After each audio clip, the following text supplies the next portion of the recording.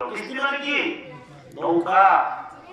কিস্তি তৈরি করো আর তাদেরকে আহ্বান করো যে আমি আল্লাহর পক্ষ থেকে বড় ধরনের গজব আসবে, আর যারা এই নৌকার মধ্যে আরোহণ হবে তাদেরকে আমি বাঁচিয়ে রাখবো, তারা ইমানদার, আর যারা এদের মধ্যে আসবে তাদেরকে ধ্বংস করে দেবো।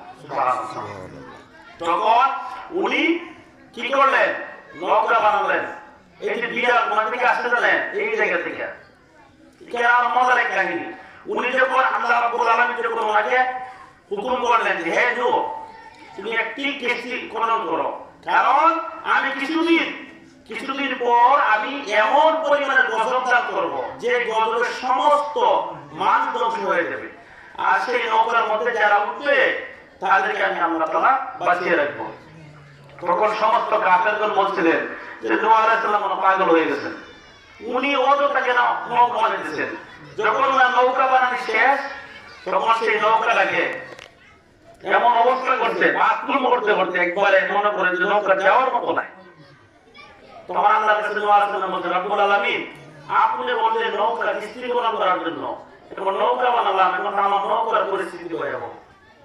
আল্লাহ বলেন, ও আমার পয়গম্বর, তুমি টেনশন করো না, যে হাতে তারা মহিলা দিয়ে বরাত করছে সেই হাত দ্বারা আমি আল্লাহ তাআলা এমন ব্যবস্থা করবো যে এই নৌকার মধ্যে সর্বপ্রথম যেরকম ছিল এরকম হয়ে যাবে। সুবহানাল্লাহ। তখন এদিকে আমি যাই নাই, একজন অন্ধ লোক উনি আসছিল পায়খানা করার জন্য, আইসা উনি ভিতরে বসে গেলেন। ওরা যখন নৌকা থেকে উঠলেন ওনার চক্ষুগুলো ভালো হয়ে গেলেন। সুবহানাল্লাহ। এখন উনি যখন কেরামের মধ্যে বললেন যে এরকম এরকম অবস্থা, এখন তো আস্তে আস্তে নেওয়া শুরু হয়ে গেছে। এরকম অবস্থা শেষ পর্যায়ে নৌকার দিকে পানি দিয়ে ভরা করে পানি দিয়ে এমন ভাবে ধুইলেন নৌকার মধ্যে আর কোনো ময়লা নাই, এরকম ভাবে পরিষ্কার করেছেন। তখন সেই জায়গার মধ্যে 39 জন ছিল নৌকার মধ্যে, তাদেরকে আল্লাহ তাআলা বাঁচিয়েছেন আর সমস্তকে ধ্বংস করেছেন। কিন্তু আল্লাহ রাব্বুল আলামিন আমাদের কেমন মায়া করছেন, আবেগ ফেরেশতা যখন আল্লাহর হুকুম অমান্য করলো, শুধু একটি সেজদাকে অমান্য করার কারণে আল্লাহ ওনাকে এমন অবস্থার মধ্যে এমন পরিণতি করলেন, শয়তানে পরিণতি করলেন। উনি কি হলেন? ফাসাদাতুল্লাহ ইবলিস, উনি একজন শয়তান হলেন। বুঝছেন? শয়তান হওয়ার পরে তার কারণ কি? একটা সেজদা উনি করেন নাই। আর আমরা আল্লাহু আকবার, আল্লাহ যে আমাদেরকে 5 ওয়াক্ত নামাজ দিয়েছেন, 5 ওয়াক্ত নামাজের মধ্যে 5 ওয়াক্ত নামাজে ফরজ করে দিয়েছেন। আমরা প্রতিদিন জুমার দিন আসলে আমরা মনে হয় যে আজকে আমাদের উপর নামাজ ফরজ, আজকে আমাদের উপর নামাজ ফরজ জুমার। কিন্তু আমরা ইমাম সাহেবরা অনেক ধৈর্যশীল। কিভাবে জানেন? একজন ইমাম যদি মিম্বরের মধ্যে বসে কঠোরভাবে কথা বলে, পরে তিনি বিদায় করে দিবেন, অটোমেটিকলি বিদায় করবেন, তবে ইমাম সাহেবের দরকার নাই। কিন্তু ইমাম সাহেবরা কি অনেক সময় অনেক কিছু উনার বরদাস্ত করা লাগে। উনারও কারণ হচ্ছে একজন ইমাম যদি ওনার 5 থেকে 7 লাখ টাকা বেতন থাকে, তার উপরে ওনার ফ্যামিলিটা চলে। কিন্তু উনি যদি একদিন ঘোষণা করে যে যারা ফজরের নামাজ পড়ছেন না, খবরদার মসজিদের ভিতরে আসবেন, আপনারা নামাজ হইতো না, একটা বিক্রি ঢুকতে পারতেন না, পরে যদি ইমাম বিদায়ব আপনারা ঢুকতে পারতেন না। একজন ইমাম সাহেব যদি নিয়ত করে যে মুসল্লি নামাজ না পড়ে দোকানে জুমার মধ্যে আসে জুমার নামাজ পড়ার জন্য, আর তাদেরকে আমি আজকে ঢুকতে দিচ্ছেন না, অবশ্যই পারবেন ইমাম সাহেব। কিন্তু পরের দিন উনি কি থাকতো না, শেষ, উনি বিদায়, উনি অসহ্য হয়েছে না, উনি গুছায় কথাবার্তা বলে। কিন্তু 1 নাম্বার শর্ত হচ্ছে কোন বান্দা জুমার নামাজ কবুল হতে গেলে তার ফজরের নামাজ লাগবে। কি নামাজ লাগবে? ফজরের। আচ্ছা, খালি হাতে মানুষের কাছে, যে কোনো মানুষের কাছে একটা কথা আছে নাকি, আমরা খালি হাত মুখ যায় না, জানেনি?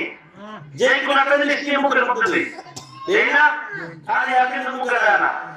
কিন্তু আমরা এমন খালি হাতে ফজরের নামাজ পড়ি না, জুমার নামাজের মধ্যে গিয়ে আল্লাহ আজকে জুমার দিন আমরা মাফ করে দেন।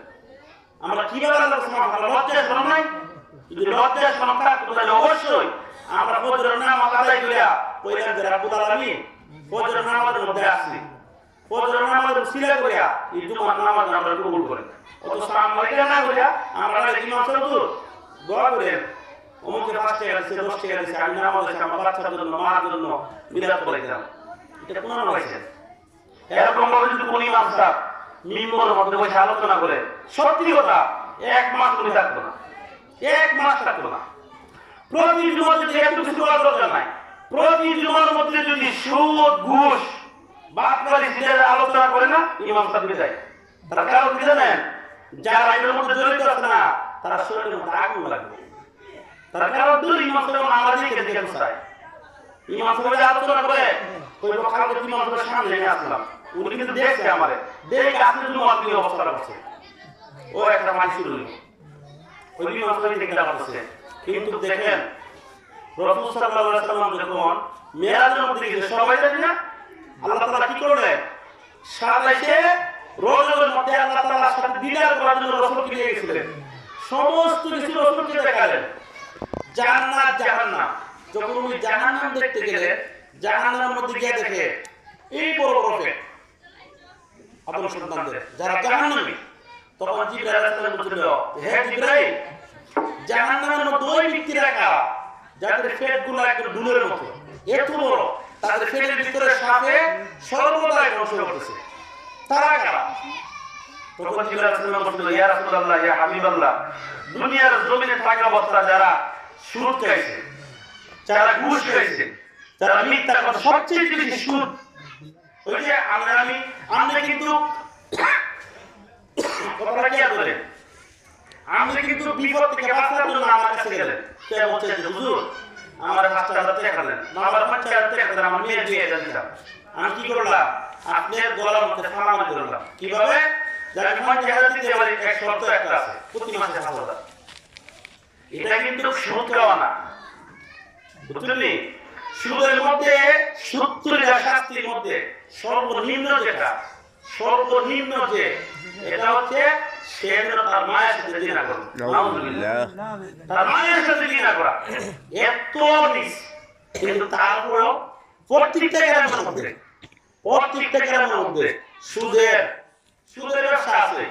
কিন্তু এই সুদখোরদের জন্য আল্লাহ রাব্বুল আলামিন কোরআনের মধ্যে এমন ভাবে আল্লাহ তাআলা কোরআন আয়াত নাযিল করলেন, আল্লাহ ঘোষণা দিয়ে দিয়েছেন, কাল কিয়ামতের মাঠে যারা সুদ খায় এবং সুদের সাথে যারা জড়িত আছে, সবচেয়ে কিন্তু শিকারটা জানেননি সুদখোরের মধ্যে সেই ব্যক্তি সুদের টাকা লাগায় আর মাধ্যম দিয়ে একজন ব্যক্তি যায় না, আমি সাক্ষী, সবচেয়ে খারাপ হচ্ছে ওই ব্যক্তি যে ব্যক্তি সাক্ষী হয়েছে।